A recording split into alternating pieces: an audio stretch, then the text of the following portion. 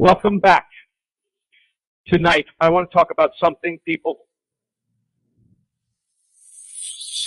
assume is out of their hands. Miracles. The unexpected phone call at exactly the right moment. The problem that dissolves on its own just before it becomes unbearable. The stranger who turns out to be the most people file these under the luck, coincidence, or grace handed down from somewhere far outside themselves, something that either happens to you or doesn't, with no real say in the matter. Neville Goddard taught something far more radical and far more usable. He taught that a miracle isn't a rare exception to how life normally works. Simply what life looks like once your inner state stops resisting it.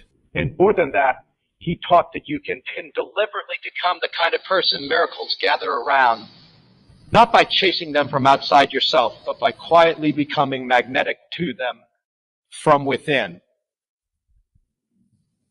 Tonight, we're going to go slowly and completely through this. What a miracle really is, once you strip away the mystery around the word. Why your self-concept, not your effort, not your positivity, not your circumstances, is the actual magnet doing all the work.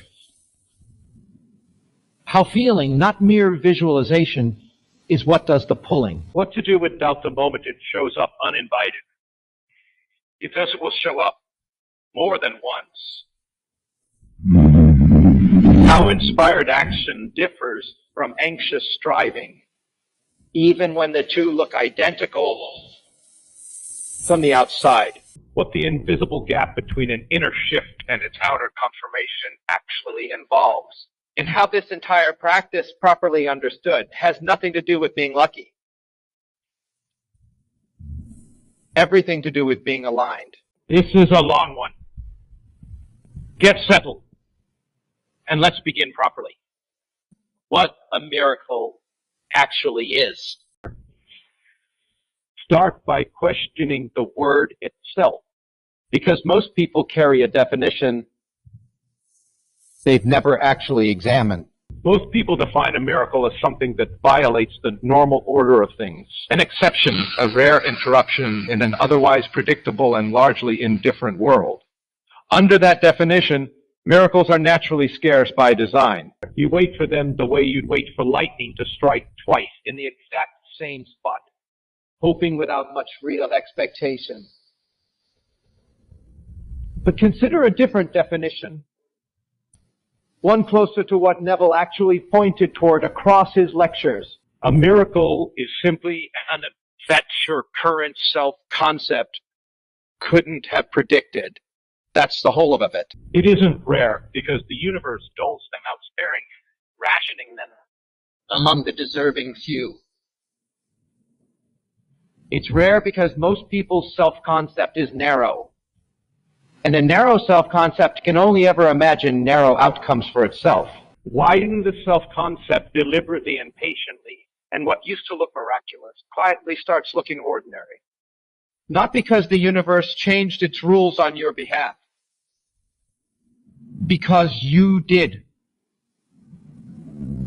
From the inside, where all of this actually originates. This framing matters enormously because it moves a miracle from something that happens to me, if I'm fortunate enough, to something that follows naturally from who I've quietly decided I am, whether I chose that deliberately or simply absorbed it by default.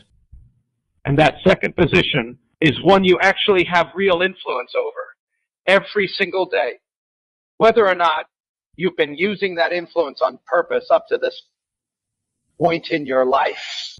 Think about someone who has never once seemed to need a miracle in the way most people mean the word. Someone whose life simply seems to work again and again without much visible strain. Almost as if by some private arrangement with circumstance.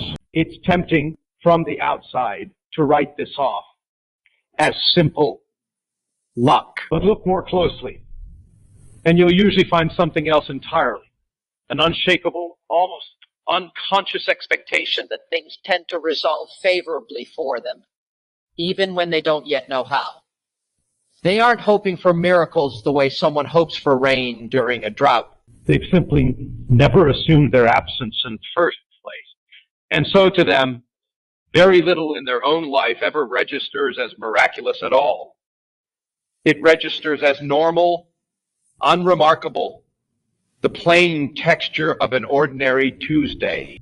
The miracle from the inside is invisible to the very person living it, precisely because they've made it their baseline rather than their exception.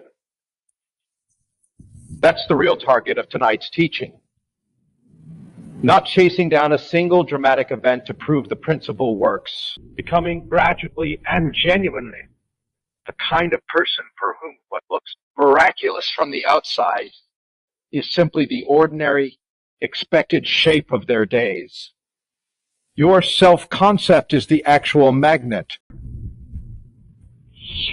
Here is the part people most often skip past too quickly, because it sounds too simple to possibly be the whole answer. It genuinely is the whole answer, though, or close enough to it that everything else in this practice tonight is really just a method for reaching it more reliably. You do not attract experiences based on what you consciously want. You attract experiences based on who you quietly assume yourself to be. Underneath the wanting. Wanting is loud, but it's shallow. It sits on the surface, easy to voice, easy to write. Self-concept is quiet, but it's load-bearing. It's the actual foundation, everything else. In your experience rests on whether you ever consciously inspected it or not. If your self-concept is, I'm someone things generally work out for eventually, even when they genuinely difficult at first glance, then setbacks tend to resolve in your favor over time. Your inner posture toward them is patient rather than panicked, And patient people consistently. Notice the exits and openings that panicked people Rush right past without seeing at all. If your self-concept is instead, I'm someone who has to fight and claw for every good thing that ever comes my way, then even genuine fortunate events get filtered through an undertone of struggle before you can fully receive them. You'll find the catch hiding in the good news before you let yourself enjoy it freely. And you'll often unconsciously manufacture friction where none was strictly necessary in the first place. Simply because struggle.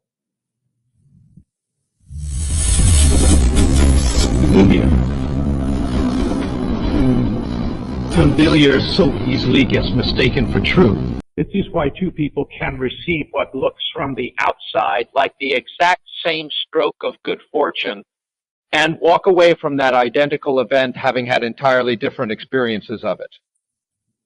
One receives it lightly, almost casually, as quiet confirmation of something they already half expected all along.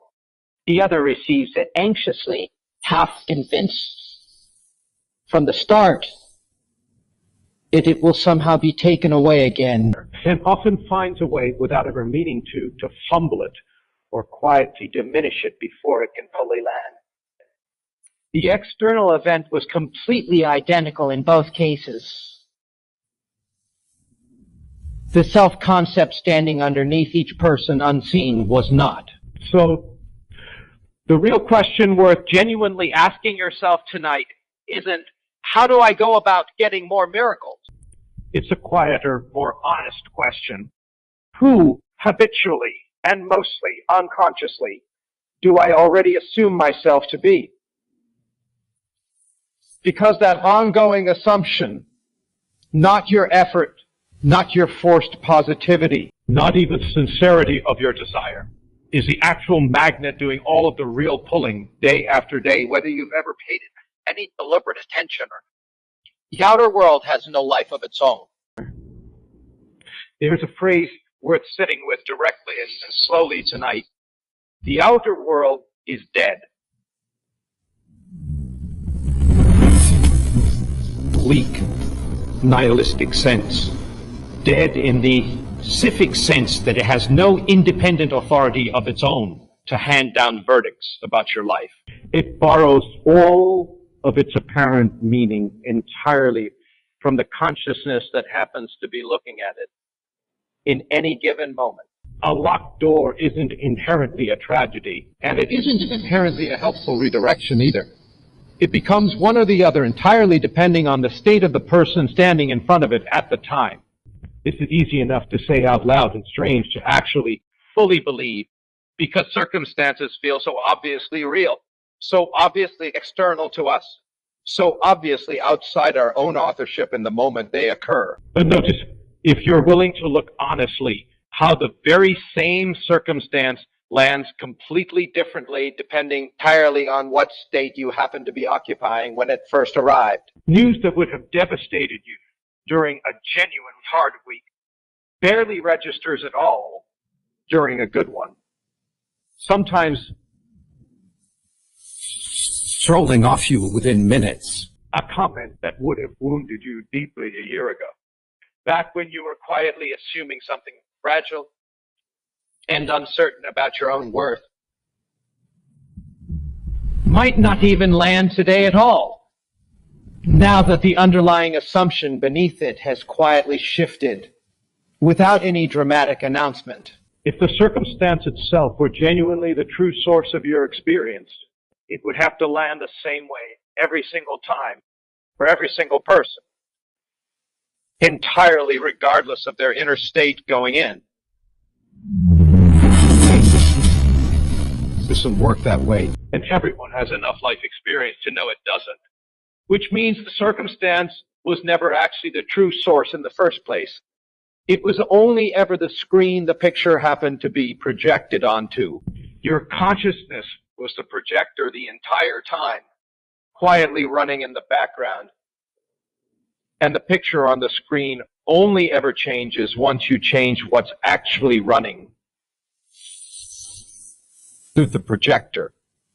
Never the reverse. However much it may feel that way for a moment. This is genuinely good news, even though it can feel disorienting the first time you take it seriously enough to actually sit with it. It means you were never truly waiting on the world to rearrange itself favorably before you could finally feel at ease within yourself. You were only ever this whole time waiting on yourself. An extended example, the waiting room. Let me walk through this with a full, specific scene, because abstractions like the ones above are easy enough to nod along with and considerably harder to actually put to use in a real moment. Picture someone sitting in a waiting room, anxious about news they've been expecting. It could genuinely be almost anything. A diagnosis, a decision from someone else, an answer they've spent weeks quietly bracing themselves for. Their body is visibly tense, shoulders drawn up toward their ears without their even notice. Their mind keeps running through worst-case scenarios on a continuous beat, past slightly more detailed and more vivid than the last. Almost as if rehearsing the bad news thoroughly enough in advance might somehow prepare them for it, or even on some deep superstitious level prevent it from actually arriving. Now picture a second person sitting in a completely different waiting room, expecting equally uncertain news of their own. But this second person has spent months quietly practicing a different inner posture toward life in general. Not forced positivity, and not denial that anything genuinely difficult happened to them. Something more grounded than that. A settled, unforced expectation that whatever does come, they'll be genuinely able to meet it well, and that things generally have a way of working out reasonably over time, even when the process leading there looks uncertain or uncomfortable along the way. Their body isn't rigid the way the first person's is. Their mind isn't spiraling through worst case. They're simply waiting, present in the room, without needing to control the eventual outcome through constant mental rehearsal. Disaster. Here's what tends to happen next, and it's worth being honest about it, rather than promising some tidy fairy tale ending where the settled person always gets good news and the anxious one doesn't. Sometimes both people in this scenario receive good news. Sometimes both receive genuinely difficult. The inner state itself doesn't function as some kind of magic override button on external facts that were already set into motion by countless other causes long before either of them sat down in that room. What the inner state actually changes, and changes dramatically, is what happens next, in both directions, once the news has landed. The anxious person, if the news turns out to be good, often can't fully receive the relief they were hoping for. They're already quietly anxious about the next possible thing before the current worry has even finished fully landing and settling. If the news is instead difficult, they often experience it not as one specific problem to be addressed, but as confirmation of a much larger, darker story about their entire life and their entire future. The settled person, if the news is good, tends to receive it cleanly and completely, without the automatic reflex to immediately brace for whatever blow might be coming next. If the news is difficult, they tend to meet it as a specific, bounded problem to be worked through, rather than as proof of some permanent verdict handed down against them personally. And that single distinction tends to shape everything that follows afterward far more than most people ever fully realize in the moment. This is the quieter, more honest version of what it actually means to become magnetic to miracles. It was never a guarantee that only good things will happen to you from this point onward. Anyone who promises that isn't being fully honest with you. It's closer to a guarantee that whatever does happen, you'll be met by a version of yourself that's equipped to receive it well. And that particular version of yourself, over time and with practice, tends to notice doors and openings that the anxious version of you would have walked straight past without ever once seeing them. Feeling is the actual mechanism. People often ask why simply picturing a miracle, imagining the good news arriving, the resolved problem, the unexpected help showing up exactly when needed, doesn't seem to be quite enough on its own to change anything. The honest answer, that a picture without genuine behind it is essentially inert. It's a photograph pinned to a wall, not a living, breathing scene. Nothing about a bare picture asks anything real of your nervous system. And your nervous system happens to be precisely the part of you that actually needs to be convinced before any real shift can take hold. Your body, remarkably and demonstrably, doesn't fully distinguish between something vividly imagined with real feeling attached to it and something actually happening to you in physical. This is why a genuinely frightening dream can leave your heart pounding well after you've already woken up. Your body responded to the felt reality of the dream itself, not to any external verification of whether the dream was objectively real by outside standards. That exact same mechanism, aimed deliberately and on purpose rather than triggered by accident, is the actual engine quietly running this entire practice. So when you sit or lie down to practice being magnetic to miracles, don't stop at merely picturing a scene in your mind's eye. Feel your way fully into it, the way you'd feel your way into a warm room after coming inside from the cold. What does relief actually feel like in your chest, specifically and physically, not just conceptually? What does it feel like in your body to no longer need to check for reassurance because you're already quietly at ease. What does gratitude feel like when it isn't being performed for any audience, including an imagined one? It's simply present quietly because something has genuinely settled inside you. The goal here isn't to imagine one single specific miraculous event, painstaking, controlling details, winning something particular, being rescued from one particular circumstance in one particular way. That narrows you unnecessarily, and it also quietly implies underneath the surface That you know better than life itself does exactly which precise form your good has to take in order to count. the goal instead is to feel generally and thoroughly what it's genuinely like to be the kind of person things simply tend to work out for as a rule. That feeling, once truly and patiently settled into, doesn't need a specific script handed to it in advance. It tends to find its own forms in its own time.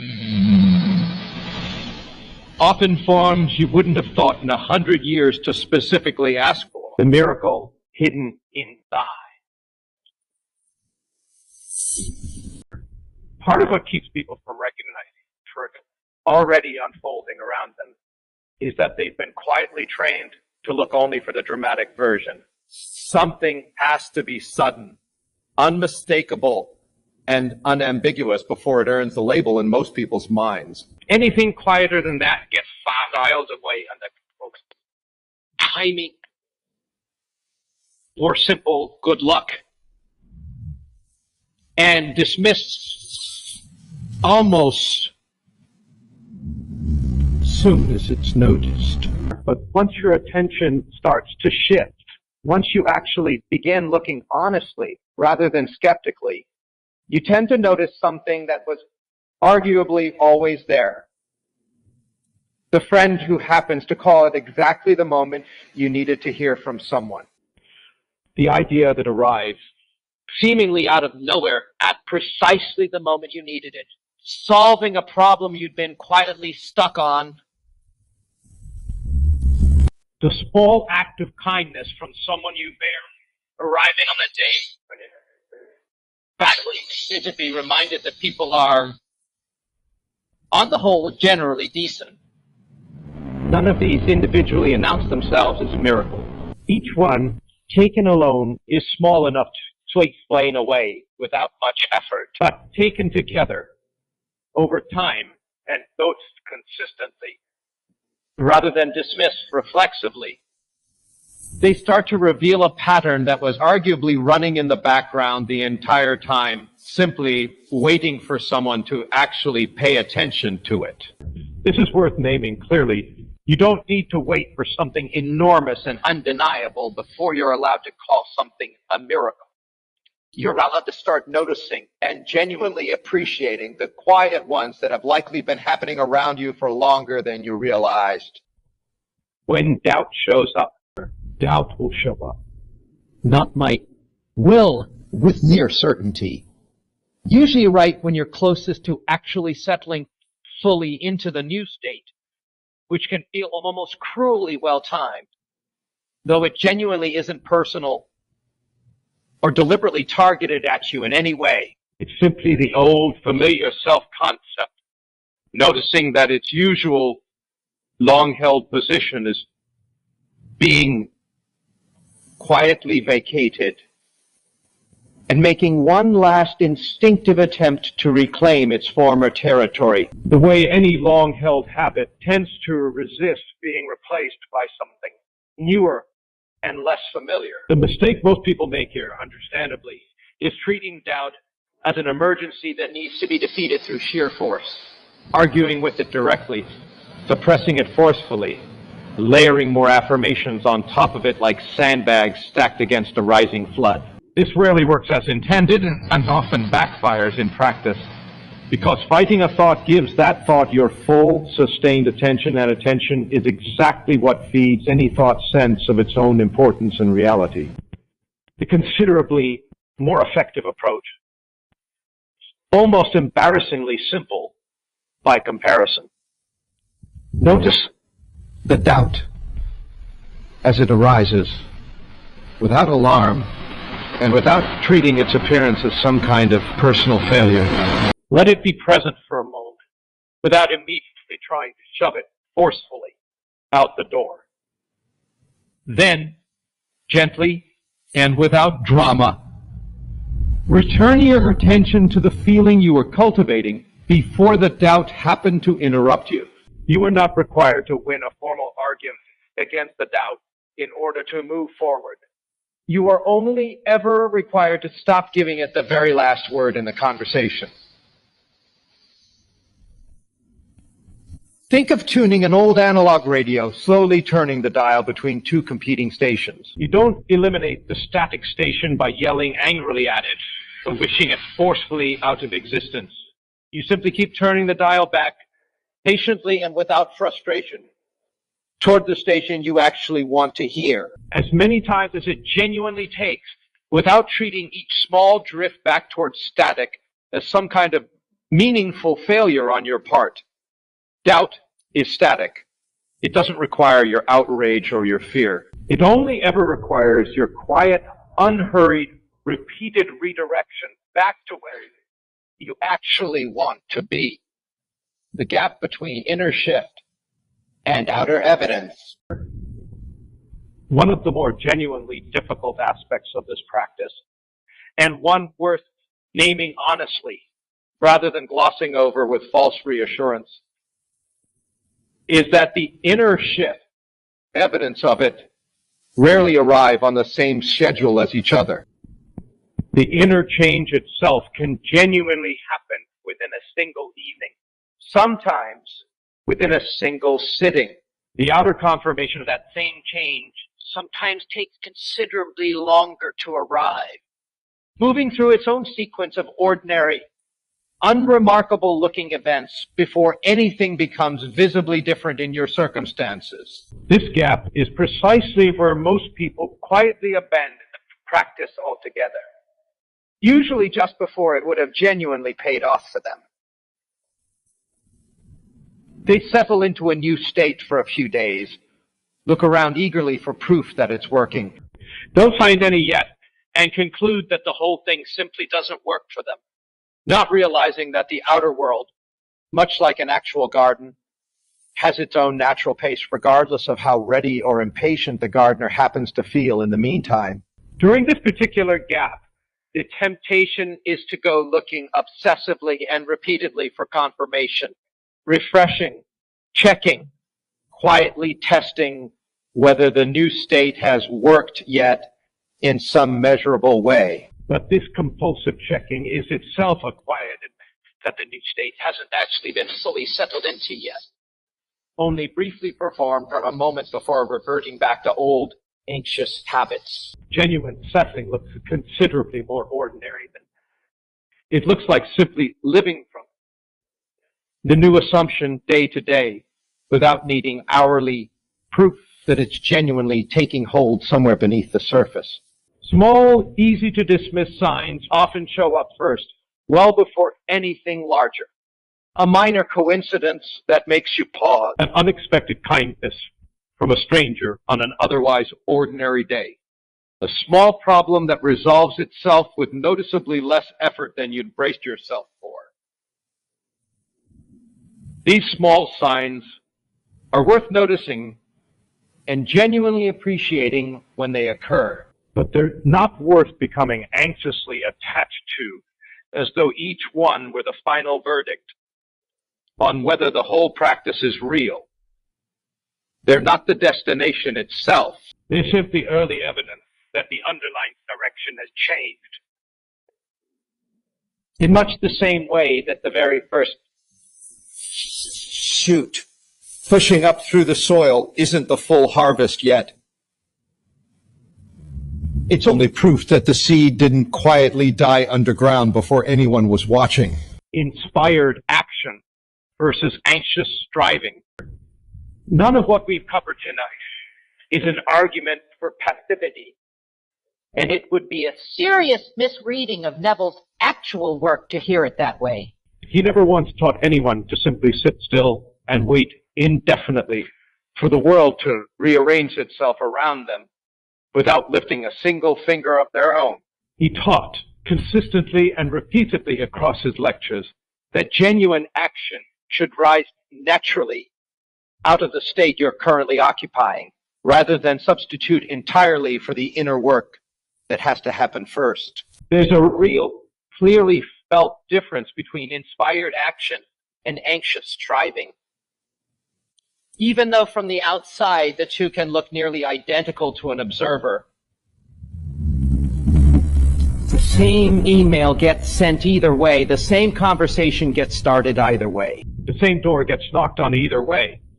Anxious striving carries an unmistakable undertone of desperation running underneath it. I have to force this to happen right now, because if I don't, it will never happen at all. And this might genuinely be my only chance at it. Inspired action carries something considerably quieter and steadier. Instead, this feels like the natural next step to take. And I'd remain genuinely at peace even if it turned out somewhat differently than I currently expect. The actual outcomes of these two postures, in real practice over time, tend to diverge more than most people initially expect them to. Desperation has a well-documented way of announcing itself to other people, consciously or not, through tone, timing, and subtle body language. And people tend to instinctively pull back from desperation even when they couldn't articulate exactly why they're doing so. Ease, by contrast, tends to draw genuine cooperation toward it instead, precisely because nobody on the receiving end feels pressured, rushed. Soul. Taking genuinely important step. It's worth pausing for a brief, honest, internal check. Is this particular action E? I feel settled and grounded right now, or because I'm afraid of what will happen if I don't force it through immediately? You don't need to overanalyze this question to complete paralysis, Turning a helpful check-in into its own new source of anxiety. You simply need to notice honestly in the moment. And if you do catch yourself acting from anxious striving rather than genuine inspiration, there's no need for self-criticism about it. Just pause briefly, return to the felt state you've been patiently cultivating, and act from that place instead. Miracles don't isolate you. They extend you. A concern worth addressing directly tonight, because it quietly stops some people before they've even properly begun this practice. Does deliberately cultivating good fortune for yourself somehow make you self-absorbed or disconnected from other people's genuine struggles around you? The honest answer runs closer to the exact opposite. A person who's genuinely settled, unafraid, and unhurried tends to have considerably more attention and warmth available for the people around them, not less. Because they're no longer privately consumed by their own quiet sense of scarcity, unconsciously competing with everyone else around them for a limited, finite supply of good outcomes. Scarcity narrows attention sharply inward towards self-protection and vigilance. Genuine settledness, by contrast, frees up attention to actually notice other people clearly, to help where help is genuinely useful, and to celebrate someone else's good fortune wholeheartedly, without that celebration costing anything internally. There's also a simple, entirely practical ripple effect worth naming clearly here. Someone who has genuinely stopped bracing constantly for disaster tends to be considerably easier to be around day to day, more generous with their patience in small, everyday moments, quicker to offer real, useful help rather than anxious, unsolicited advice born from their own unresolved fear. None of this requires deliberately performing generosity, some kind of visible proof of good character to an audience. It tends to arise naturally instead, almost as a quiet side effect, once the underlying anxiety that it used to Consume so much inner bandwidth each day has genuinely, gradually eased. An ordinary practice, not a dramatic one. It's worth saying this plainly and directly. This practice was never meant to require constant emotional intensity, elaborate daily ritual, or hours of effortful, straining visualization performed like a chore. In fact, chasing intensity for its own sake often works directly against the very settledness you're actually trying to cultivate here, Because intensity itself can quietly be a subtle sign of straining rather than genuine acceptance underneath it. consider anything you've genuinely and stably possessed for a long stretch of time already. Your own name, skill you've held for years, a home you've lived in long enough to stop consciously noticing its details each morning. You don't maintain any of these through constant, deliberate, emotional effort, day after day. You simply live from them, quietly and without strain, without needing daily proof that they still genuinely belong to you. That quiet, almost unremarkable quality is precisely what you're aiming for. You're more than any dramatic, emotional peak, not a nightly performance of gratitude and wonder staged, send your own benefit. Though there's certainly nothing wrong with genuine gratitude whenever it arises naturally on its own. The real aim, over time, is for this new state to become ordinary enough that it eventually stops requiring conscious effort together. At which, somewhat paradoxically, it tends to show up most reliably and consistently in your outer world. Precisely because it's no longer being anxiously monitored, measured, or checked. So here's what I genuinely want to leave you with tonight. Arrived from somewhere outside yourself. You were waiting on an inner shift that was always available to you. At any single moment, you were genuinely willing to make it. No special circumstances required in advance. No external permission needed from anyone. Tonight, before sleep, spend a few unhurried minutes simply feeling what it's like to be the kind of person good things naturally tend to happen around. Not performing this feeling for anyone, including yourself.